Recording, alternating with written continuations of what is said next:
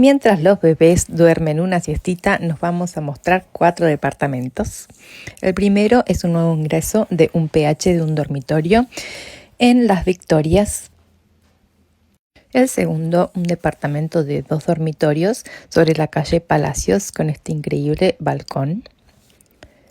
El tercero, un departamento premium de 2 dormitorios con una vista al lago imponente. Súper moderno y equipado, ideal para habitarlo ya, con una cocina integrada súper grande con lavadero. Sobre la avenida Bustillo en el kilómetro 1. Y en el mismo edificio un departamento gigante en la planta más baja de 3 dormitorios que nos regaló este atardecer y el baby como siempre arreglando algo. Un poco de entrenamiento entre los hermanos vikingos y hasta mañana.